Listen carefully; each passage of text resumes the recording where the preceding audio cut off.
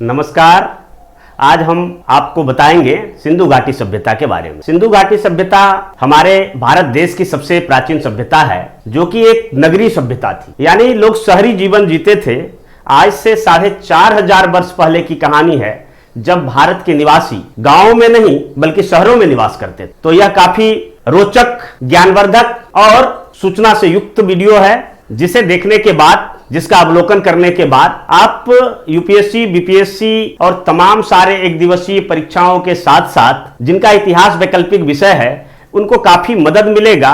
और निसंदेह इस वीडियो को देखने के बाद सिंधु घाटी सभ्यता के बारे में आपको इतनी जानकारी हो जाएगी कि फिर से किसी बुक, किताब या कुछ पढ़ने की जरूरत नहीं है। तो ध्यानपूर्वक देखें। सिंधु घाटी सभ्यता के बारे में हम विस्तार से बात करने के लिए इसको कुछ खंडों में बांटे हैं। जैसे सिंधु घाटी सभ्यता का खोज किसने किया, तो खोज के बारे में चर्चा करेंगे। किस इतिहासकार ने, किस पुरातत्ववेत्ता ने इसको खोज किया था। उसके बाद इसकी भौगोलिक सीमा और विस्तार कहां तक है, इसके प्रमुख नगर कौन कौन से थे, इसका काल निर्धारण, हालांकि इसमें मतभेद है। तो समय के बारे में बताएंगे कि कब ये फला फूला था, इसका उद्गम, विकास और इसके निर्माता कौन थे, इसके बारे में बात करेंगे। खुदाई से जो भी पुरातात्विक सामग्री मिले हैं उसके बारे में एक विशद चर्चा करेंगे। यह वीडियो 2 भाग में होगा। पहले भाग में हम खोज, भौगोलिक सीमा, प्रमुख नगर, काल निर्धारण, खुदाई से मिले पुरातात्विक सामग्री तक के बारे में चर्चा करेंगे। दूसरी वीडियो में मैं खुदाई से मिले पुरातात्विक सामग्री और उसकी विशेषताएं तथा पतन के बारे में हम बताएंगे। तो कुछ इस प्रकार से यह एक काल्पनिक चित्र है कि सिंधु घाटी के मोहनजोदड़ो शहर किस प्रकार से बसे हुए थे, इसको आप देख सकते हैं। इसके बारे में हम विस्तृत रूप से चर्चा करेंगे। तो सिंधु घाटी सभ्यता को सिंधु घाटी सभ्यता या सैंधव सभ्यता, इंग्लिश में इसे इंडस वैली सिविलाइजेशन कहते हैं, और हड़प्पा सभ्यता के भी नाम से जाना जाता है। तो आगे हम चर्चा करेंगे कि कौन सा नाम सटीक है। तो देखिए, 1921 तक यह मान्यता थी, यानी सिंधु घाटी सभ्यता की खोज 1921 में हुई थी। तो 1921 तक यह मान्यता थी कि भारत के सबसे जो प्राचीन सभ्यता है वो वैदिक सभ्यता है, क्योंकि आमतौर पर भी देखने से ऐसा प्रतीत होता है कि भारत की अभी भी से अधिक जनसंख्या वो गांवों में निवास करती है। भारत गांवों का देश है, तो निश्चित तौर पर भारत की प्राचीन सभ्यता वो ग्रामीण सभ्यता होना चाहिए। परंतु 1921 में यह मान्यता, यह परिकल्पना ध्वस्त हो गई और 1921 के खोज ने पूरे वैश्विक जगत में तहलका मचा दिया कि जो शहरी सभ्यता है, नगरीय सभ्यता है, वो सर्वप्रथम कई सभ्यताओं के साथ भारत में भी फली फूली थी। 1921 में क्या हुआ था, तो भारतीय पुरातत्व विभाग के महानिदेशक सर जॉन मार्शल के नेतृत्व में 2 भारतीय पुरातत्ववेत्ताओं ने तत्कालीन भारत या फिर भारतीय उपमहाद्वीप के पश्चिमोत्तर क्षेत्र, जो कि वर्तमान में पाकिस्तान में पड़ता है, हड़प्पा और मोहनजोदड़ो की खुदाई किया। हड़प्पा और मोहनजोदड़ो से खुदाई के पश्चात एक बहुत विस्तृत क्षेत्र में शहरी सभ्यता का पता चला। 1921 में हड़प्पा का खोज राय बहादुर दयाराम साहनी ने किया था, जो कि पाकिस्तान के पंजाब प्रांत के साहिवाल या मोंटगोमरी जिला में स्थित है और यह रावी नदी के तट पर है। और वहीं 1 साल बाद हड़प्पा से 640 किलोमीटर दूर मोहनजोदड़ो की खोज हुई। 1922 में इसके खोजकर्ता थे राखलदास बनर्जी, जो कि पाकिस्तान के सिंध प्रांत के लरकाना जिला और सिंधु नदी के तट पर स्थित थे। मोहनजोदड़ो का अर्थ होता है मृतकों का टीला। यह सवाल बार बार एक दिवसीय परीक्षाओं में पूछा जाता है कि मोहनजोदड़ो का अर्थ क्या है, तो मृतकों का टीला। तो इन 2 शहरों की खोज से यह पता चला कि भारत की सबसे प्राचीन सभ्यता वो शहरी सभ्यता थी। और अब तक जो लोग मान रहे थे कि वैदिक सभ्यता भारत की सबसे प्राचीन सभ्यता है, तो यह मान्यता ध्वस्त हो गई और यह स्थापित हुआ कि सर्वप्रथम भारत में शहरी सभ्यता का निर्माण हुआ। इसके अतिरिक्त कुछ और स्थलों को अगर हम देखें तो फिर सुत्का गेंडोर, चंद्रहुदड़ो, लोथल, कालीबंगा, बनवाली, इन सभी स्थलों की अगले 5-10 वर्षों में खोज हुआ और पता चला कि सिंधु घाटी सभ्यता किसी 1-2 शहरों तक सीमित नहीं बल्कि काफी विस्तृत क्षेत्र तक, और कई नगर इसके थे और कई छोटे छोटे कस्बे थे। तो आगे हम इसके बारे में चर्चा करते हैं। दयाराम साहनी, देखिए, ये सबसे पहले 1921 में सर जॉन मार्शल, जो कि भारतीय पुरातत्व विभाग के महानिदेशक थे, उनके नेतृत्व में इन्होंने हड़प्पा की खोज। हड़प्पा कहां है, तो पाकिस्तान के पंजाब प्रांत के मोंटगोमरी जिला के रावी नदी के तट पर स्थित है। तो इसका खोज इन्होंने दयाराम साहनी ने किया था। और उसके बाद और ये हैं राखल दास बनर्जी, इन्होंने 1922 में मोहनजोदड़ो का खोज की, जो कि सिंधु नदी के तट पर और पाकिस्तान के सिंध प्रांत के लरकाना जिला में स्थित है। तो ये दोनों महान पुरातत्ववेत्ता थे जिन्होंने सिंधु सभ्यता के स्थलों को, प्रारंभिक स्थलों को खोजा था। अब आइए हम बात करते हैं कि सिंधु घाटी सभ्यता का नाम सिंधु घाटी सभ्यता क्यों पड़ा और सिंधु घाटी सभ्यता कहना उचित है या नहीं है। तो देखिए कि सबसे पहले जो पुरातत्व विभाग के महानिदेशक थे सर जॉन मार्शल, तो उन्होंने ही सिंधु घाटी सभ्यता का नाम दिया, जो कि एक भूल था। क्या भूल था? तो प्राचीन काल में कई ऐसी सभ्यताएं हुई जो कि नदी घाटी के किनारे फली फूली थी, और वो एक लिमिटेड एरिया में था। यानी एक नदी के किनारे कुछ हेक्टेयर का एरिया हो, कुछ एकड़ का एरिया हो, और उसी में एक दो शहर आसपास में मिले थे। तो प्रारंभ में जो हड़प्पा और मोहनजोदड़ो दो शहर मिले, तो उसी से यह भूल हुआ कि चूंकि दोनों सिंधु नदी के किनारे बसे हुए थे, इसलिए इसे सिंधु घाटी सभ्यता का नाम दिया गया। तो प्राचीन कौन सी सभ्यता है? तो देखिए नील नदी की सभ्यता है। मिस्र को चूंकि नील नदी का देन भी कहा जाता है। उसी प्रकार दजला फरात की सभ्यता, मेसोपोटामिया, ये कहाँ है? तो इराक के आसपास है। यहीं पर सुमेरियन सभ्यता भी था। फिर येलो यानी पीली पीत नदी की सभ्यता, ये चीन। तो ये नदी घाटी की सभ्यता के आधार पर भारत में भी जो सभ्यताएं सिंधु नदी के किनारे मिला था, तो उसको सिंधु घाटी सभ्यता नाम दिया। परंतु सिंधु घाटी कहना अब उचित नहीं होगा, ये अप्रासंगिक हो गया, क्योंकि वर्तमान में 1500 से अधिक सैंधव स्थल मिले हैं, जो कि सिंधु नदी से लगभग 2-2 हजार किलोमीटर तक दूर है, और संपूर्ण भारत के पश्चिमोत्तर प्रांत से लेकर भारत की गंगा जमुना दोआब तक सैंधव स्थल मिले हैं, और कश्मीर तक मिले हैं। तो इससे सिंधु नदी या सिंधु घाटी सभ्यता कहना एक भूल होगा, और यह एक अप्रासंगिक है। तो क्या कहा जाना चाहिए? तो पुरातत्ववेत्ताओं या पुरातात्विक शास्त्र में एक नियम है कि किसी भी सभ्यता का जो पहला स्थल खोजा जाता है, उसी के नाम पर उस सभ्यता का नाम पड़ता है। का स्थल कौन सा खोजा गया था? तो हड़प्पा खोजा गया था। इसलिए अब इसे सिंधु घाटी सभ्यता नहीं बल्कि हड़प्पा सभ्यता कहा जाना प्रासंगिक होगा, क्योंकि यह सभ्यता सिर्फ सिंधु नदी के किनारे नहीं था, बल्कि सिंधु नदी से 2-2 हजार किलोमीटर दूर तक भी पाए गए। इसके बारे में भी आगे हम चर्चा करेंगे। परंतु क्या है कि शुरुआत में सिंधु घाटी चूंकि नाम पड़ गया है, तो इसलिए इसे आज भी सिंधु घाटी सभ्यता के नाम से लोग जानते हैं, क्योंकि यह नाम अत्यधिक प्रचलित हो गया। क्योंकि आप जानते होंगे कि किसी का भी कोई नाम हो, जैसे किसी का नाम हो ज्ञानचंद, लेकिन अगर गांव में उसको मंगरुआ कह रहा है तो मंगरुआ ही नाम काफी फेमस हो गया। ठीक उसी प्रकार सिंधु घाटी सभ्यता का नाम अधिक प्रचलित है, तो हम लोग सिंधु घाटी सभ्यता के नाम से इसको जानते हैं। अब सवाल उठता है कि नदी घाटी के किनारे ही सभ्यताएं क्यों विकसित हुआ? जैसा कि मार्शल ने सिंधु घाटी सभ्यता को भी नदी घाटी सभ्यता समझा था, तो इसके बारे में एक अलग से हम वीडियो बनाएंगे और बताएंगे। परंतु यह जान लीजिए, संक्षिप्त में भी बता देते हैं कि सिंधु घाटी सभ्यता इसका नाम इसलिए पड़ा क्योंकि जो नदी होता है, तो नदी इस प्रकार से होता है।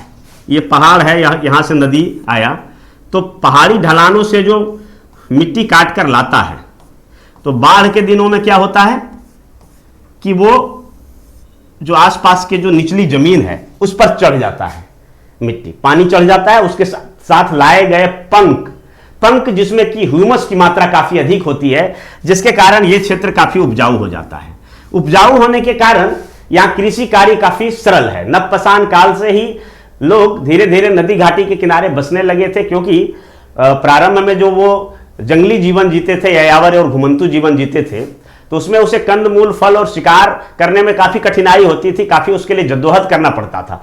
परंतु अब जब नदी घाटी किनारे बसना सुलभ हो गया और वहां पर जिन चीजों के लिए वो दर ठोकर खाते थे उनको वो उपजा सकते थे, पहले वो प्रकृति के अधीन थे, प्रकृति पर नियंत्रण स्थापित करने लगे, तो नदी घाटी के किनारे बसने का सबसे प्रमुख कारण यह था कि यहाँ की जमीन उपजाऊ थी, कृषि कार्य करना सरल हो गया था। दूसरा है कि चूंकि पानी की सुलभता थी, पानी का भी एक बहुत बड़ी समस्या है, तो नदियों से इसे पानी मिल जाता था, नदियों के किनारे इसे मछली मिल जाती थी, और नदी के किनारे जो जीव जंतु आते थे पानी पीने के लिए तो उनका शिकार करना भी काफी आसान होता था। दूसरा है कि उस समय हमारे आज के जैसे राजमार्ग या फिर रेलवे लाइन नहीं था, लोगों को आने जाने में काफी असुविधा होती थी, क्योंकि पूरे पृथ्वी पर जंगल से घिरे हुए थे। ऐसे में नदियों में अपना डोंगी बना के लोग जो है नाव का छोटा छोटा लकड़ी या केला का जो है वो तना है उसका बना के और उसी से एक जगह से दूसरी जगह आते जाते थे, तो परिवहन का भी साधन यहाँ उपलब्ध होता था। तीसरी बात है कि नदियों के किनारे बहुत सारे घास होते थे, जैसे कि नील नदी के किनारे एक पेपिरस नाम का घास होता था जो कि बांस के जैसा होता था। तो उस लंबे लंबे बांस की बल्ली से आज भी भारतीय अर्थव्यवस्था में बांस का जो महत्व है तो उसका इंपॉर्टेंस हम इस संदर्भ में समझ सकते हैं कि चूंकि वो जंगली पेड़ काटना मना है, पर्यावरण के जो नियम है, जो पर्यावरण संरक्षण अधिनियम है उसके तहत पेड़ काटना मना है, तो बांस को भी एक पेड़ माना जाता था और कच्चे बांस काटने के कारण उसमें सजा का प्रावधान था। तो बाद में कृषि मंत्रालय ने उसे पेड़ की श्रेणी से हटाकर उसे घास की श्रेणी में रखा और वह उसे कृषि उपज के तौर पर रखा कि उसकी खेती की जा सकती है, ताकि बांस का हमारे अर्थव्यवस्था में जो महत्व है उसका सुचारू रूप से चलते रहे। तो प्राचीन काल से बांस का बहुत बड़ा महत्व रहा है और उससे लोग झोपड़ी बनाना उससे लोग झोपड़ी बनाकर रहते थे, और चूंकि यह काम सरल हो जाता था बांस के जरिए आसानी से और कम मेहनत में कम लागत में वो झोपड़ी बना सकते थे। तो यही कारण है कि नदी घाटी किनारे जो है वो सर्वप्रथम सभ्यता विकसित हुई। सिंधु के भी अधिकांश कई स्थल जो है वो नदी घाटी के किनारे हैं, परंतु सारे स्थल नहीं है। सिंधु घाटी सभ्यता को सर जॉन मार्शल ने पहली बार नहीं देखा था, उसके कई लोगों ने देखा था, और सैंधव स्थल के जो वास्तु आर्किटेक्चर थे तो उसमें प्रयोग किए गए ईंटों को लोग अपने मकान बनाने में प्रयोग करते थे, यानी काफी मात्रा में ईंटों की चोरी हुई। और यही कारण है कि जो सभ्यता के खुदाई से जो अवशेष मिले हैं तो वो उस रूप में नहीं है, यानी ईंट चोरों ने इस सभ्यता को के अवशेषों को काफी नुकसान पहुंचाया। तो सबसे पहले आइए देखते हैं कि चार्ल्स मैसन नाम का एक अंग्रेज था जो कि ईस्ट इंडिया कंपनी में काम करता था, लेकिन ये थोड़ा घुमक्कड़ प्रवृत्ति के थे, तो इसलिए उन्होंने नौकरी छोड़ दिया और घूमते घूमते ये भारत के पश्चिमोत्तर प्रांत में लगभग रावी नदी के तट पर पहुंचे। तो वहां पर इन्होंने कुछ प्राचीन नगर के अवशेष के टिल्लों को देखा, और उसको देखने के बाद इन्हें लगा कि ये काफी अति प्राचीन है, और 1942 में इन्होंने एक लेख लिखा, और इसी लेख में इन्होंने प्राचीन नगरों का उल्लेख किया था।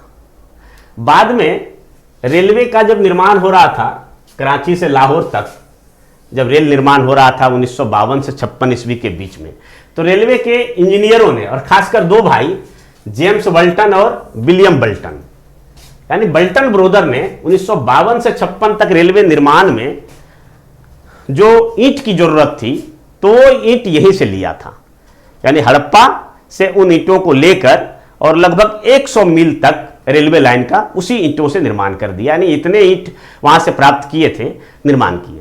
और प्राचीन नगर के बारे में इन्होंने भी बताया कि यहां पर कोई प्राचीन नगर है, परंतु भूल तब हुई जब Alexander Cunningham the father of the Indian archaeological department कहा जा सकता है, क्योंकि भारतीय पुरातत्व विभाग का 1961 में इन्होंने ही स्थापना किया था।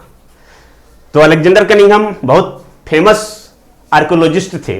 इन्होंने जब सिंधु घाटी सभ्यता का अध्ययन किया, उन स्थलों को देखा, तो इन्होंने यह कह दिया कि यह कोई मध्यकालीन नगर होगा, यानी भारत के कोई मध्यकाल का, यानी 7वीं से लेकर 12वीं शताब्दी का नगर होगा। तो इस कारण से आगे शोध इस दिशा में रुक गई और वर्षों तक कोई इस तरफ ध्यान नहीं दिया कि इस तरह का कोई प्राचीन नगर है, इसका अध्ययन किया जाना चाहिए। चूंकि सब लोग मध्यकालीन नगर माना तो उधर ध्यान नहीं गया। तो अलेक्जेंडर कनिंघम से ये बहुत बड़ी भूल हुई थी। इसी भूल को सर जॉन मार्शल जब भारत आर्कियोलॉजिस्ट डिपार्टमेंट का डायरेक्टर जनरल बनकर आए, तब उन्होंने व्यापक तौर पर इसका खुदाई करवाया, जिसमें कि भारतीय पुरातत्ववेताओं ने काफी साथ दिया उनका, और तब जाके सिंधु घाटी सभ्यता पर रहस्योद्घाटन हो पाया। तो इनको हम ऐसे देख सकते हैं। ये देखिए चार्ल्स मैसन थे जिन्होंने पहली बार सिंधु घाटी यानी हड़प्पा के टिल्लों को देखा था। हड़प्पा के टिल्लों को पहली बार देखा था, इसीलिए हड़प्पा इसका नाम दिया गया। और ये अलेक्जेंडर कनिंघम थे जिन्होंने भारतीय पुरातत्व विभाग का स्थापना किया, और भारतीय पुरातत्व विभाग ने भारत में काफ़ी सारे कार्य किए। आज भी जितने सारे पुरातात्विक महत्व के स्थल हैं वो भारतीय पुरातत्व विभाग के ही अंदर आते हैं, चाहे वो आपका कुम्हरार का, पटना के कुम्हरार का पार्क हो, सासाराम का सिरसा का मकबरा हो, जो भी हो, तो वो इसी के अंतर्गत आते हैं। और ये सर जॉन मार्शल थे, सर जॉन हर्बर्ट मार्शल। तो इन्होंने ही 1921 में सर्वप्रथम खुदाई करवाया था, और भारत में सिंधु घाटी सभ्यता की खोज करने का श्रेय जो है वो सर जॉन मार्शल को जाता है। हालांकि हड़प्पा और मोहनजोदड़ो के खोज का श्रेय दयाराम साहनी और राखलदास बनर्जी को जाता है। अब हम बात करते हैं कि सिंधु घाटी सभ्यता का विस्तार कहां से कहां तक था। तो ये देखिए, इसका विस्तार आगे हम भारत के मैप में दिखाएंगे कि सबसे उत्तर में सैंधव स्थल, जो चूंकि हम बता चुके हैं कि लगभग 1500 प्लस सैंधव स्थल वो भारत में मिल चुके हैं, भारत और पाकिस्तान मिला के, जिनमें से भारत में 925 है, पाकिस्तान में 525 और अफगानिस्तान में 2 स्थल मिले हैं अभी तक।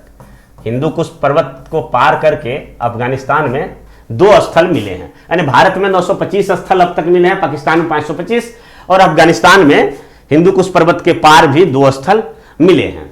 तो उनमें से सबसे उत्तर देखें, सिंधु सभ्यता, हड़प्पा सभ्यता का सबसे उत्तरी शहर अगर देखें, उत्तरी स्थल देखें तो मांदा है, और यह चिनाब नदी के किनारे है जो कि जम्मू कश्मीर में पड़ता है। अब दक्षिण में आ जाइए, तो दक्षिण में सबसे दक्षिण में दायमाबाद है, और यह दायमाबाद गोदावरी नदी के तट पर है जो कि महाराष्ट्र राज्य में पड़ता है। पूरब की अगर बात करें, सबसे पूरब ये आलमगीरपुर है जो कि मेरठ में पड़ता है, हिंदन नदी के किनारे है उत्तर प्रदेश में। और सबसे पश्चिम में अगर बात करें तो सुतका गेंडोर है, सुतका गेंडोर जो कि दशमक नदी पाकिस्तान के बलूचिस्तान प्रांत में पड़ता है। तो ये इसका भौगोलिक सीमा और विस्तार था, इसको हम मैप में भी समझेंगे और देखेंगे। अब आइए पहले बात कर लेते हैं प्रमुख नगर का। तो जम्मू कश्मीर में जैसा कि पीछे बताया कि मांदा है, पंजाब में रोपड़ है, रूपनगर डिस्ट्रिक्ट है पंजाब का, तो वहां पर है। हरियाणा में राखीगढ़ी, ये भारत का सबसे बड़ा, भारत में भारतीय सीमा में पाए जाने वाला सबसे बड़ा स्थल है जो कि लगभग 250 हेक्टेयर में फैले हुए थे। उसके बाद देखिए बनावली है, फरमाना है, बालू है, मिताथल है और वीरडाना है, ये सभी स्थल हरियाणा के हैं। उत्तर प्रदेश में 1-2 स्थल पाए गए हैं जिनमें सबसे फेमस आलमगीरपुर है। राजस्थान में कालीबंगा, जिसका अर्थ होता है काले रंग की चूड़ियां, और ये वरार है। गुजरात में लोथल, यहां से बंदरगाह मिला था, आगे चर्चा करेंगे।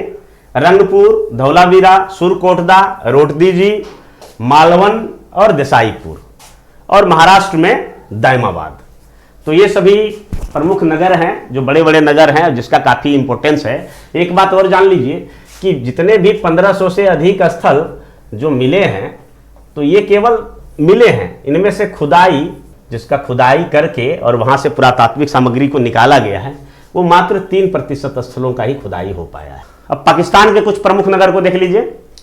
तो हड़प्पा है, पहला सैंधव स्थल है जिसकी खोज की गई थी। पाकिस्तान के पंजाब के मोंटगोमरी या साहिवाल जिला में पड़ता है, दोनों अगल बगल में है, और यह रावी नदी के तट पर। दूसरा जो सबसे बड़ा स्थल है मोहनजोदड़ो, यह काफी फेमस है और सैंधव स्थल का सबसे बड़ा यह स्थल है। यह लगभग 500 हेक्टेयर में फैला हुआ था, जो कि सिंधु नदी के बेसिन में फैला हुआ है, सबसे निचले, जो कि सिंधु नदी के लगभग मुहाना से थोड़ा सा ऊपर, यानी अरब सागर से कुछ ही दूरी पर यह बसा हुआ है मोहनजोदड़ो। यह सबसे बड़ा था। इस पर फिल्म भी बन चुका है, मोहनजोदड़ो आप देख भी सकते हैं। हालांकि फिल्म तो उसमें कई सारे मिर्च मसाले लगाए जाते हैं और ऐतिहासिकता से कुछ दूर होता है, लेकिन फिल्मों के जरिए भी ये मोहनजोदड़ो के बारे में हम जान सकते हैं। उसके बाद चंहुदड़ो, यह भी पाकिस्तान में है, सिंध में है। कोटदीजी, सुक्कर, आमरी, उसके बाद बलूचिस्तान में कुछ है। पाकिस्तान का सबसे बड़ा प्रांत है जो कि दक्षिण पश्चिम में पड़ता है, बलूचिस्तान। तो उसमें सुतका गेंडोर, जो कि इस सभ्यता का सबसे पश्चिमी स्थल है। उसके बाद सुतका कोट, डावरकोट और क्वेटा, ये सब पाकिस्तान के प्रमुख नगर हैं। जितने भी स्थल मिले हैं तो उसमें से 40% लगभग जो है वो पाकिस्तान में है और अफगानिस्तान, तो अफगानिस्तान में सुरतुगुई और मुंडीगक, तो ये 2 स्थल अफगानिस्तान में भी प्राप्त हुए हैं। तो स्वतंत्रता प्राप्ति से पहले लगभग 35 से 40 स्थल मिले थे और अभी स्वतंत्रता प्राप्ति के बाद इस दिशा में काफ़ी खोज हुआ और अभी ये संख्या है कि 1500 से अधिक हो गई। अब हम बात करते हैं, मैप के जरिए समझते हैं कहाँ कहाँ क्या है। ये हो गया सबसे उत्तरी किनारा मांदा, JNK, ये पाकिस्तान है, ये अफगानिस्तान है और ये सिंधु नदी है। ये सिंधु नदी है, इसकी कुछ सहायक नदियां हैं ऐसे, ये सिंधु है, ये झेलम है, ये चिनाब है, ये रावी है, ये सतलज है और इसी से जुड़ा हुआ ब्यास। तो सिंधु की 5 प्रमुख सहायक नदियां हैं, झेलम, चिनाब, रावी, सतलज और ब्यास। तो हड़प्पा का जो था वो रावी नदी के तट पर, यहाँ पर हड़प्पा मिला था। ये जो भाग है ये रावी नदी, यहाँ पर सैंधव के सबसे प्रथम स्थल हड़प्पा मिला था और मोहनजोदड़ो यहाँ से 640 किलोमीटर दूर, 640 हड़प्पा से 640 किलोमीटर दूर मोहनजोदड़ो मिला था। इसलिए ऐसा समझा गया था कि बहुत बड़ा साम्राज्य रहा होगा जिसकी 2 प्रारंभिक राजधानियां हड़प्पा और मोहनजोदड़ो रही होंगी। हालांकि ऐसा कहना बिल्कुल सटीक नहीं है और जो ऐतिहासिक साक्ष्य मिले हैं खुदाई से तो इस प्रकार इंगित नहीं करता है कि कोई बहुत बड़ा साम्राज्य रहा होगा या कोई राजतंत्र रहा होगा। तो आगे हम इसके बारे में चर्चा करेंगे। तो सैंधव स्थलों से मिले जाने वाले मांदा सबसे उत्तरी है और सबसे दक्षिणी जो है वो दायमाबाद है, गोदावरी नदी के तट पर। इसकी दूरी लगभग 1400 किलोमीटर की थी, यानी मांदा से अगर दायमाबाद में एक सीधी रेखा खींची जाए तो 1400 किलोमीटर की दूरी पर थी। तो ये उत्तरी और दक्षिणी बिंदु। मांदा जो है ये चिनाब नदी के किनारे था और दायमाबाद गोदावरी नदी के किनारे, ठीक है, ये महाराष्ट्र में है और ये JNK में। अब इसके सबसे पश्चिमी भाग देखते हैं। तो सबसे पश्चिमी भाग यहाँ पर है सुतका गेंदोर, ये पाकिस्तान का बलूचिस्तान प्रांत है, बलूचिस्तान प्रांत है। और सबसे अगर पूर्वी स्थल देखें तो आलमगीरपुर है, आलमगीरपुर है और ये कहाँ है तो ये मेरठ में है जो कि यूपी में पड़ता है और ये हिंडन नदी के किनारे, हिंडन नदी के, और यहाँ से यहाँ तक की अगर दूरी को देखा जाए, सीधी रेखा खींचा जाए तो ये लगभग 1600 किलोमीटर के आसपास है। तो इस तरह से उत्तर से दक्षिण तक की जो लंबाई है वो 1400 किलोमीटर है और पश्चिम से लेकर पूरब तक की जो लंबाई है वो 1600 किलोमीटर में फैला हुआ है। और पूरे क्षेत्र को अगर देखा जाए, तो यहाँ से यहाँ और फिर यहाँ और यहाँ, यह एक आकृति है। तो ये लगभग 13,000 किलोमीटर के क्षेत्रफल में फैला हुआ है। तो ये सैंधव स्थल के जो कि भारत के पश्चिमोत्तर प्रांत में मिले हैं। इसके अतिरिक्त अगर हम देखें तो जम्मू कश्मीर ये हो गया, जम्मू कश्मीर, फिर यहाँ पर पंजाब है, पंजाब से मिले हैं, फिर यहाँ पर हरियाणा है, हरियाणा से मिले हैं, फिर गुजरात से मिले हैं, सर्वाधिक स्थल गुजरात से मिले हैं, ये उत्तर प्रदेश हो गया, ये आपका राजस्थान हो गया और ये महाराष्ट्र। तो भारत के इन राज्यों से सैंधव स्थल प्राप्त हुए हैं।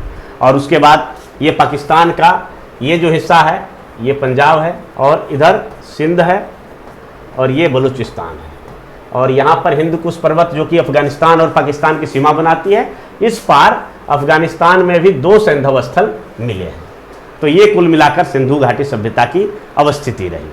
अब हम बात करते हैं कि इसकी तिथि क्या है, यानी कब यह सभ्यता फली फूली। तो मार्शल, जिन्होंने की सभ्यता का खोज में अपना अहम योगदान दिया था, उनका मानना है कि 3250 BC से लेके 2750 BC तक इसका काल रहा होगा। और भी कई इतिहासकारों, पुरातत्ववेताओं ने अपना अपना मत दिया, परंतु जो एक दिवसीय परीक्षाओं के दृष्टिकोण से जो महत्वपूर्ण पॉइंट है उसको हमने यहाँ लिया है। C14 सिस्टम से, C14 कार्बन 14 पद्धति से धर्मपाल अग्रवाल ने इनका जो तिथि है वो 2350 से लेके 1750 तक BC तक, यानी ईसा पूर्व तक आकलन किया है। यानी आज के दृष्टिकोण से देखा जाए तो लगभग 4300 वर्ष पहले, 4300 वर्ष पहले से लेके 3750 वर्ष पहले तक यह सभ्यता फली फूली। व्हीलर ने इसको 2500 से लेकर 1500 ईस्वी तक माना।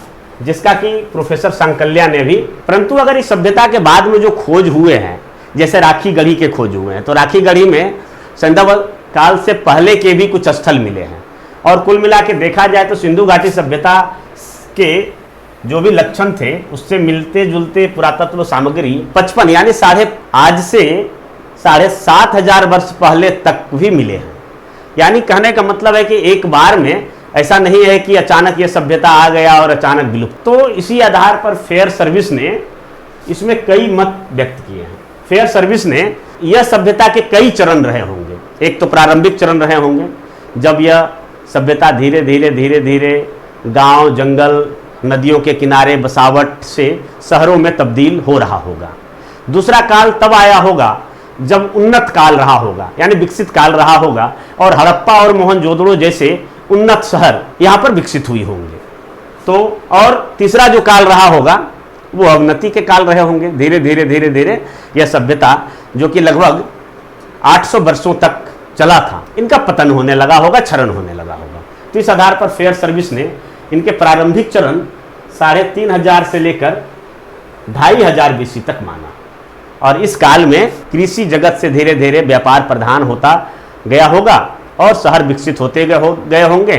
शहरों में नगरपालिका जैसी कोई संस्था उदय हुआ होगा जो कि शहर की नली गली और समुचित व्यवस्था किया होगा।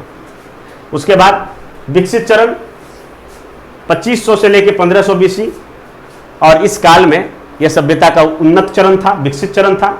और अवनति के चरण को 1500 बीसी के बाद धीरे धीरे यह पतन की ओर चला गया होगा। और 800 बीसी तक जो है यह अपने पुरानी चीज़ों को अक्षुण्ण बनाए रखने में सफल रहा होगा। और धीरे धीरे इन क्षेत्रों से लोगों का पलायन होने लगा होगा और फिर धीरे धीरे यह सभ्यता का पतन हो गया। पतन के बारे में काफ़ी विस्तार से बताएंगे। तो इस प्रकार से सिंधु घाटी सभ्यता के जो काल हैं उसके बारे में विद्वानों में मतभेद है। परंतु एक आम तौर पर यह माना जा सकता है कि 2400 से लेकर 1700 बीसी तक यह सभ्यता एक उन्नत चरण में रहा होगा। अब चलिए आगे हम बात करते हैं कि इस सभ्यता का निर्माण किसने किया था। इस संबंध में विद्वानों में काफ़ी सारे मतभेद हैं। और कुछ लोग कहते हैं कि बाहरी लोगों ने आकर यहाँ पर इसका निर्माण किया था। कुछ का मत है कि भारतीय लोगों द्वारा ही इसका निर्माण किया गया है। तो आइए देखते हैं। गॉर्डन चाइल्ड और मार्टिमर व्हीलर, इनका मानना है कि मेसोपोटामिया सभ्यता का निर्माण जिन्होंने किया था वही लोग थे जिन्होंने सिंधु घाटी सभ्यता का भी निर्माण किया है। क्योंकि एक तो कालक्रम के दृष्टिकोण से समान है, दूसरा बात यह है कि जिस प्रकार के कच्ची ईंटों का प्रयोग सिंधु घाटी सभ्यता के नगरों में देखने को मिला था, उसी प्रकार से मेसोपोटामिया की सभ्यता में भी कच्ची ईंटों का प्रयोग देखने को मिला था। मेसोपोटामिया की सभ्यता कहाँ है? तो ये दजला और फरात नदियों के बीच फला फूला था, जिसे हम आधुनिक इराक के रूप में देख सकते हैं। वहीं पर सुमेरियन सभ्यता का भी विकास हुआ था। तो यह मानते हैं कि सिंधु घाटी के सभ्यता के निर्माता वो मेसोपोटामियाई लोग थे। परंतु इस मत को मानने में कई कठिनाई है। जैसे कि अगर दोनों सभ्यता की अगर हम तुलना करें तो उसके लिपियों में अंतर थे। जो लिपि थे, सैंधव लिपि को आज तक पढ़ा नहीं जा सका और यह एक प्रकार का भावचित्रात्मक लिपि था, जबकि मेसोपोटामियाई लिपि को बहुत हद तक विद्वानों द्वारा पढ़ने में सफल सिंधु घाटी के मोहनजोदड़ो, हड़प्पा और अन्य शहरों में सुव्यवस्थित नली गली, सड़कें और सुव्यवस्थित नगर योजना देखने को मिला है। वैसा मेसोपोटामिया या सुमेरियन सभ्यता में नहीं देखने को मिला है। दूसरा है कि अगर दोनों सभ्यता के निर्माता एक होते तो इनकी माप तौल की जो पद्धति है वो समान होती। तो माप तौल की भी पद्धति में काफी अंतर पाया गया है। इसलिए इस मत को मानना काफी मुश्किल है कि मेसोपोटामियाई लोगों ने सिंधु घाटी सभ्यता का निर्माण किया था। अमलानंद घोष जैसे विद्वानों का मानना है कि सैंधव किसी बाहरी लोगों के द्वारा नहीं बल्कि भारतीयों द्वारा ही किया गया था और बाद में धीरे धीरे दूसरी सभ्यता का यहाँ पर आगमन हुआ। परंतु इस मत को भी मानना मुश्किल है क्योंकि इस संबंध में कोई तर्क नहीं दिया गया, चूंकि आज के ग्रामीण भारत और उस समय के शहरी जो सभ्यता थी उसमें बहुत ज़्यादा समानता नहीं दिखती है। उसी प्रकार पुसालकर एवं रामचंद्रन, इन लोगों का मानना था कि आर्य जो थे जो भारत में जिन्होंने वैदिक सभ्यता की स्थापना की थी, रचना की थी, तो वही आर्य लोग पहले सिंधु घाटी सभ्यता के निर्माता रहे होंगे। परंतु इस मत को भी मानने में काफी कठिनाई है, क्योंकि सैंधव सभ्यता और आर्यों की सभ्यता यानी वैदिक सभ्यता में कई अंतर हैं। जैसे सबसे पहले तो है कि जो सैंधव निवासी थे वो शांति प्रिय थे, वो शांति से रहते थे, युद्ध वगैरह कभी नहीं करते थे। परंतु जो वैदिक सभ्यता है ये हमेशा युद्ध में रत रहते थे, युद्ध में संलग्न रहते थे। सैंधव सभ्यता जो है वो पूरी तरह से शहरी सभ्यता है, जबकि वैदिक सभ्यता ग्रामीण सभ्यता है। सैंधव सभ्यता के लोग बड़े बड़े मकान बनाते थे, उनकी स्थापत्य कला काफी सुदृढ़ था। परंतु वैदिक काल के लोगों को अगर हम देखें तो इनकी जो ये मकान बनाते थे वो कच्ची और घास फूस के होते थे। इसके अलावा उनके पशुओं में भी अंतर है, जैसे कि सैंधव निवासियों को घोड़े का विशेष ज्ञान नहीं था। घोड़े का ज्ञान अगर रहा भी होगा, जैसे कुछ स्थलों से घोड़े के अस्थि पंजर मिले हैं, परंतु उसका किस प्रकार से प्रयोग किया जाना है रथ में और युद्ध में, उसके बारे में बहुत ज्यादा जानकारी नहीं रहा होगा। सैंधव निवासी लोग बैल को ज्यादा महत्व देते थे। फिर धातु, वैदिक सभ्यता और आर्य लोग लोहा से परिचित थे और लोहा का व्यापक तौर पर प्रयोग भी किया, चाहे वो कृषि क्षेत्र में हो या फिर युद्ध करने में लोहा के जो हथियार हो। परंतु सैंधव निवासियों का जो धातु था वो मुख्यतः ब्रॉन्ज था, ताम्रकांस्य। तो ताम्रकांस्य पर आधारित यह सभ्यता था, तो इसमें अंतर है। दूसरी बात है कि ये ग्रामीण सभ्यता थी, युद्ध नहीं होता था, धर्म भी अलग अलग थे। वे एक तरह से मूर्ति पूजक थे, मूर्तियों की पूजा करते थे, जबकि वैदिक सभ्यता के लोग, आर्य लोग मूर्ति पूजक नहीं थे। ये लोग कर्मकांड करते थे और अग्नि में आहुति देते थे। बर्तन भी इनके बहुत अलग अलग थे। सिंधु घाटी सभ्यता के जो बर्तन है तो वो काफ़ी पेंटेड होता था, चित्री, जिसे कि हम कई स्लाइड में देखे भी, आगे हम चर्चा भी करेंगे। हॉल जैसे विद्वानों का मानना है कि द्रविड़ लोग, जो द्रविड़ियन लोग हैं, इन लोगों ने सिंधु घाटी सभ्यता का निर्माण किया। जैसे इनका मानना है कि जितनी भी पूरे विश्व में सभ्यताएं निर्मित हुए हैं सब द्रविड़ों द्वारा किया गया है। जैसे कि अगर सुमेरिया की सभ्यता ले लें, मेसोपोटामिया की सभ्यता ले लें, सिंधु घाटी सभ्यता ले लें, तो सब में एक समानता है कि इन सभ्यताओं में शहरी यानी नगरीय संस्कृति का दर्शन होता है। तो इस कारण से इन्होंने यह माना कि द्रविड़ लोगों द्वारा ही सिंधु घाटी सभ्यता का निर्माण किया गया होगा। फेयर सर्विस जैसे विद्वानों का मानना है कि इसमें ईरानी बलूची संस्कृति का योगदान है, यानी बलूचिस्तान से आए लोग कई स्थानों में गए और वहां जाकर सभ्यताओं का निर्माण किया।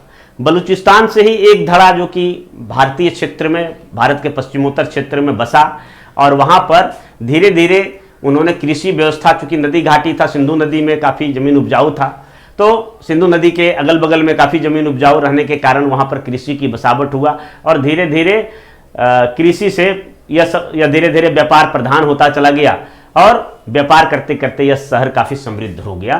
तो ये बलूचिस्तान से आए लोगों ने कई चरणों में इसका विकास किया। कई चरण थे, प्रारंभ में शहरी सभ्यता नहीं रहा होगा, प्रारंभ में ग्रामीण सभ्यता रहा होगा और धीरे धीरे वो व्यापार प्रधान होता गया और धीरे धीरे वो शहर में बदलता गया और फिर जो है कुछ समय बाद पतन की ओर भी अग्रसर हो गया। तो कई चरणों में इसका विकास हुआ होगा, जो कि निरंतर जो है उसका भारतीकरण होता रहा होगा। भारतीकरण यानी भारतीय तौर तरीके को अपनाया जाता रहा होगा और वे भारतीय तत्व जो काफ़ी प्रसिद्ध थे, पॉपुलर थे, वो उस सभ्यता के अंग बनते चले गए होंगे। ये था कि सिंधु घाटी सभ्यता के निर्माता कौन थे। इस संबंध में हालांकि विवाद है, किसी मत पर पहुंचना मुश्किल है, परंतु इतना कह सकते हैं कि फेयर सर्विस ने जो मत जाहिर किया है कि इसका निरंतर भारतीकरण होता रहा होगा, कई चरणों में विकास हुआ होगा, तो इस मत को हम मान सकते। अब हम आगे चर्चा करेंगे जो कि एग्जाम के दृष्टिकोण से काफ़ी महत्वपूर्ण होगा, और वह होगा कि कौन कौन से पुरातात्विक वस्तु जो कि सैंधव स्थलों से प्राप्त हुए हैं और वो कहाँ से प्राप्त हुए हैं। इस बारे में हम नेक्स्ट स्लाइड में चर्चा करते हैं। सैंधव स्थलों से प्राप्त पुरातात्विक वस्तुएं। सिंधु घाटी सभ्यता के उत्खनन से कई प्रकार की वस्तुएं प्राप्त हुई है। उनमें से कुछ मूर्तियां हैं, बर्तन बहुत अधिक मात्रा में मिले हैं, सिक्के मिले हैं, मुहरे मिले हैं और जो स्थापत्य कला है चाहे वो स्नानागार हो, अन्नागार हो, तो ये सब मिले हैं, जो कि कई एग्जाम में इसको बार बार पूछा जाता है। तो इसको हमने इस तरह से दिखाया है कि एक बृहत स्नानागार है। अगले क्लास में हम इसका विस्तृत रूप से चर्चा करेंगे। यह एक स्नानागार था जो कि धार्मिक महत्व के स्विमिंग पूल थे और यहाँ पर लोग स्नान करते थे, और इस संबंध में कई मान्यताएं हैं, कई धारणाएं हैं, जो कि लगातार इतिहास की किताबों में देखने को मिलेगा। तो ये बृहत स्नानागार मोहनजोदड़ो से मिला है।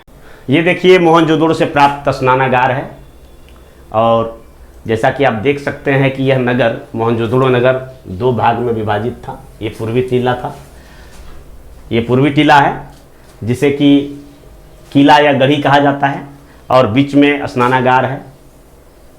ये स्विमिंग पूल एक तरह से कह सकते हैं बना हुआ है। इसमें आने जाने के लिए सीढ़ी है, और फिर इसके चारों बगल कमरे हैं।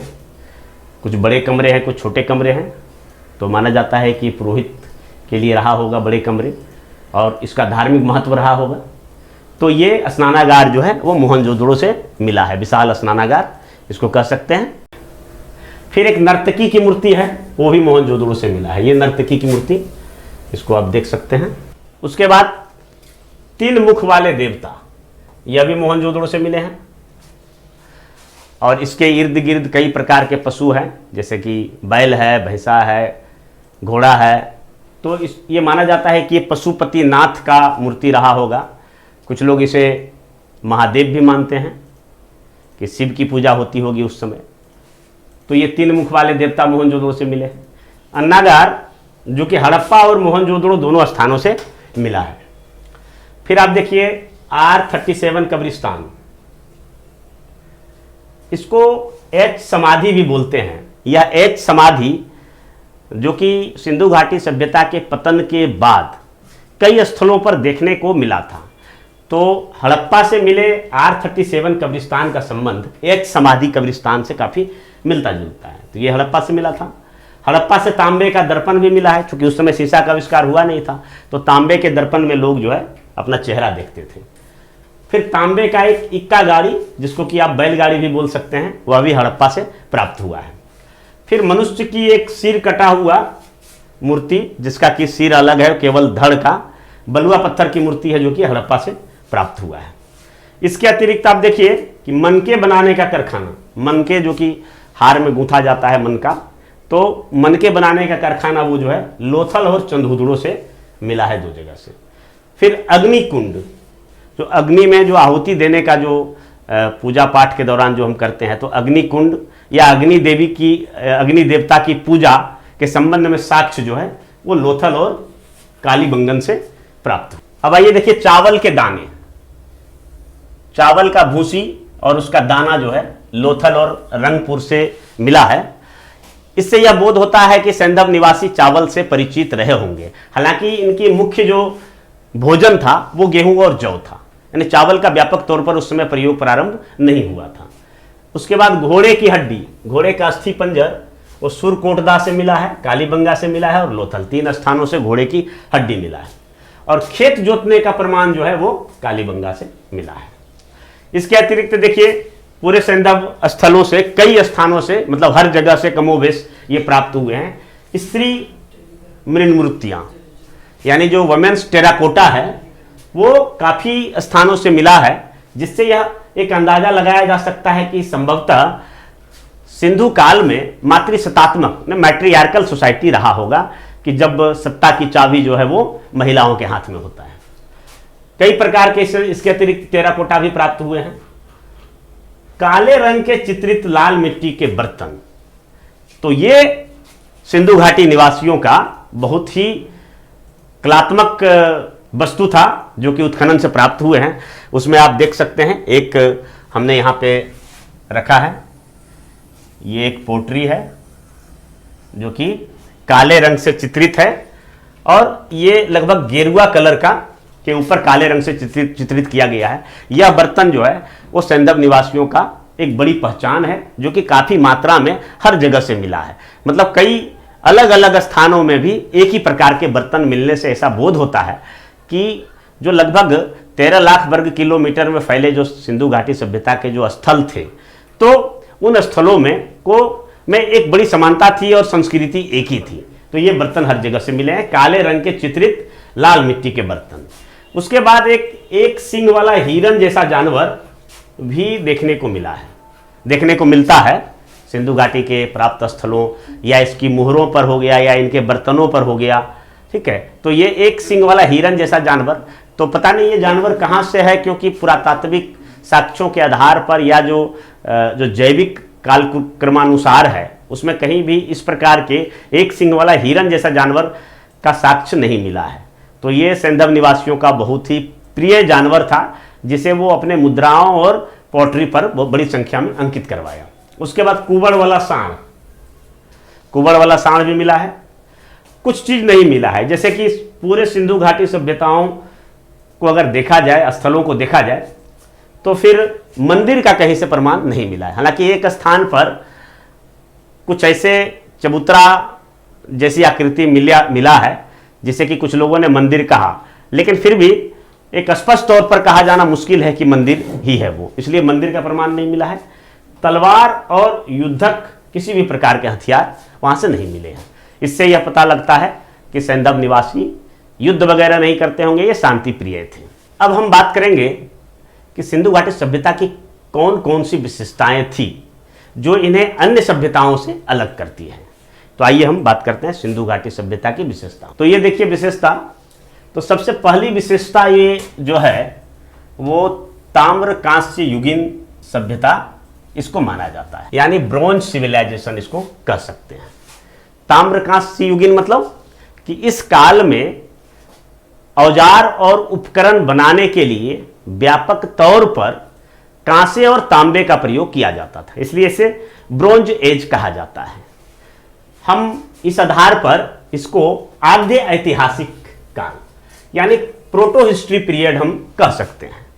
अब पूरे हिस्ट्री को 3 भाग में बांटा जाता है। आप देखिएगा तो 3 भाग में हिस्ट्री को बांटा गया है। तो पहले जब पाषाण उपकरण बनते थे तो इसको प्री हिस्ट्रिक पीरियड, और दूसरा प्रोटो हिस्ट्रिक पीरियड यानी आद्य ऐतिहासिक काल, और तीसरा ऐतिहासिक काल। औजारों के आधार पर हम कह सकते हैं कि ये जो प्री हिस्ट्रिक पीरियड था उस समय पाषाण उपकरणों का प्रयोग होता था, यानी पत्थरों के औजार बनते थे, इसलिए इसे प्राग ऐतिहासिक काल या प्री हिस्ट्रिक पीरियड कहा जाता है। जब मनुष्य अपने उपकरणों या औजारों को बनाने के लिए बड़ी व्यापक मात्रा में पत्थरों का प्रयोग करते थे। धीरे धीरे एक ऐसा भी पीरियड आया जिसको चाल्कोलिथिक पीरियड बोलते हैं। चाल्कोलिथिक पीरियड जब पत्थर और धातु के मिले जुले औजार बनने लगे थे। उसके बाद का पीरियड आता है आद्य ऐतिहासिक काल यानी प्रोटो हिस्ट्रिक पीरियड।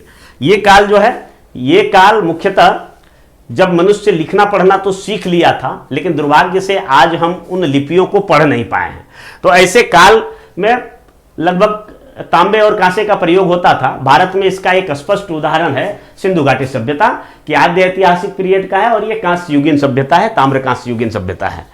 तो यह है। और ऐतिहासिक पीरियड हम उस काल से मानते हैं जब लोहा के औजार और उपकरणों का काफी व्यापक तौर पर प्रयोग होने लगा। तो इस तरह से ये जो इतिहास को 3 भाग में बांटा गया है, उसमें से दूसरा जो आद्य ऐतिहासिक काल है उसमें हम सिंधु घाटी सभ्यता को रखेंगे। दूसरी बात है कि ये नगरीय सभ्यता थी, यानी यहाँ के लोग नगर में रहते थे, शहर में रहते थे, और वो नगर काफी सुव्यवस्थित होता था। उसकी चौड़ी चौड़ी सड़कें होती थी, और सड़कें भी समकोण पर काटी हुई होती थी। जैसे लगता था कि किसी एक वास्तुकार ने एक ही समय में, जिस प्रकार से सुनियोजित शहर जैसे चंडीगढ़ है, तो उस तरह से इसको बनाया गया होगा। ढकी हुई नालियां थी, सड़क पर रोशनी के लिए दिए जलाए जाते थे, लालटेन टाइप का कोई वस्तु जलाया जाता था। घरों में खिड़कियां थी, हालांकि खिड़कियां नीचे नहीं हुआ करता था, वो ऊंचा थोड़ा सा जहां पर हम लोग रोशनदान लगाते हैं वहां हुआ करता था। और 2 मंजिला मकानें थी, ऊपर जाने के लिए, एक फ्लोर से दूसरे फ्लोर पर जाने के लिए सीढ़ियां भी हुआ करती थी। और नगरों की साफ सफाई का उन्नत व्यवस्था भी रही होगी, और इसके लिए माना जाता है कि उस समय कुछ लोकल गवर्नमेंट जरूर रहा होगा। इसके अतिरिक्त अगर देखें तो सैंधव स्थल से मिले हुए ज्यादातर जो नगर है वो 2 स्तर में विभाजित हैं। एक जिसको किला या गढ़ी बोलते हैं, तो उसमें काफ़ी अमीर लोग या राजा महाराजा रहते होंगे या शासक वर्ग रहते होंगे, और निचला जो है यानी पश्चिमी टीला, पूर्वी टीला में राजा महाराजा या धनाढ्य वर्ग के लोग रहते होंगे, और पश्चिमी टीला जो है उसमें मजदूर वर्ग के और सामान्य जनता रहते होंगे। इनके घर कच्चे ईंटों से बना हुआ था, और जबकि जो किला या गढ़ी था वो काफ़ी पक्की हुई ईंटों से बड़े बड़े महल या बड़े बड़े बिल्डिंग्स बने हुए थे। तो ये नगरीय सभ्यता थी। तो इसका टाउनशिप प्लानिंग जो है यानी नगर योजना जो है, नगर नियोजन जो है, वह इस सभ्यता की सबसे बड़ी विशेषता है। तो कई बार परीक्षाओं में पूछा जाता है कि सिंधु घाटी सभ्यता की सबसे बड़ी विशेषता क्या थी, तो नगर योजना या नगर नियोजन। उसके बाद शांति मूलक सभ्यता थी। यहाँ के लोग शांतिप्रिय जीवन व्यतीत करते थे, ये लोग मनोरंजन करते थे, आमोद प्रमोद करते थे, लेकिन युद्ध नहीं करते। यहाँ की नगर नियोजन, बेहतरीन नगर नियोजन के बारे में बात कर लिए हैं। फिर यह व्यापार प्रधान था, हालांकि कृषि भी की जाती थी, लेकिन यहाँ के ज़्यादातर लोग जो है व्यापार प्रधान थे, और इनके व्यापार जो है वो विदेशों से भी संलग्न थे। यानी इनके व्यापार जो है सुमेरियाई सभ्यता या फिर मेसोपोटामिया सभ्यता के साथ जो है वो व्यापार करते थे, यानी अंतर्राष्ट्रीय व्यापार भी इसकी बहुत बड़ी विशेषता थी। और दूसरी बात है कि विस्तृत क्षेत्र, जितना बड़ा और विशाल क्षेत्र में लगभग 13 लाख वर्ग किलोमीटर पर सिंधु घाटी सभ्यता के स्थल फैले हुए हैं, सभ्यता के स्थल उतना विश्व में कहीं नहीं है। तो यह विश्व की सबसे बड़ी और विशाल क्षेत्र पर विकसित सभ्यता इसको माना जाता है। उसके बाद अपठनीय भावचित्रात्मक लिपि, यहाँ के जो लिपि थे तो उसमें संभवतः अक्षरों का प्रयोग न करके भाव को प्रयोग किया जाता था, जिसमें किसी एक चित्र, यानी कहने का मतलब है कि अगर कोई एक ऐसा थाली का चित्र दिखाया गया है तो उसका मतलब है कि भोजन। तो इस तरह से भाव चित्रात्मक था, एक किसी चीज़ या किसी घटना, किसी वस्तु को इंगित करने के लिए वहाँ पर चित्र का प्रयोग किया जाता था। इतना तो समझ में आया, लेकिन कौन सा चित्र किस लिए है तो ये अभी पढ़ा नहीं जा सका है। अभी इतिहास में काफ़ी शोध होने बाकी हैं। जब सिंधु घाटी सभ्यता के लिपियों को पढ़ा जा सकेगा तब जो है काफ़ी जो है इसके बारे में जानकारी प्राप्त हो सके। उसके बाद यहाँ पर देखें तो काफ़ी यहाँ पर विकसित धर्म, समाज, कला, संस्कृति, मनोरंजन, आमोद प्रमोद, ये काफ़ी विकसित स्वरूप में पाया गया। और इसके अतिरिक्त अगर शासन की व्यवस्था देखें तो शासन के बारे में भी मतभेद हैं। कुछ लोग मानते हैं कि जनतंत्र रहा होगा, यानी रिपब्लिक सिस्टम रहा होगा, और यहाँ के जो नगर के जो प्रमुख होते होंगे तो उनका चुनाव जो है वो जनता गैर अनुवांशिक तरीके से किया जाता होगा। कुछ लोग मानते हैं कि यहाँ पर पुरोहित राजा रहे होंगे। ये एक मूर्ति मिली है, इस मूर्ति को देखकर कई इतिहासकारों ने यह अनुमान लगाया कि यह मूर्ति किसी राजा की होगी, और यह राजा उस नगर का पुरोहित भी होता होगा, यानी इसका धार्मिक महत्व भी रहा होगा और राजनीतिक महत्व भी रहा होगा। यही एक धार्मिक व्यक्ति जो कि पुरोहित हुए होंगे, और यही पूरा नगर का प्रबंध जो है शासन प्रबंध देखता होगा। तो ये प्राइस्ट किंग की मूर्ति काफ़ी फेमस है, सिंधु घाटी सभ्यता का एक तरह से इसका ब्रांड कहिए है।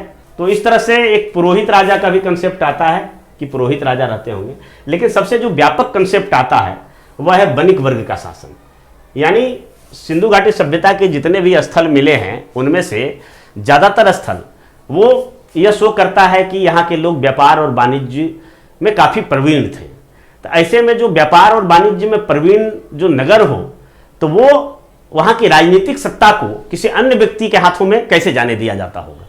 तो यह बहुत संभव है कि यहाँ वणिक वर्ग का शासन रहा होगा, क्योंकि समकालीन जगत में अगर बाद में भी देखें तो जिस तरह से इटली के वेनिस, मिलान, फ्लोरेंस नगर का जो विकास हुआ था तो वहाँ का जो शासन प्रबंध होता था वणिक वर्ग के हाथ में होता था।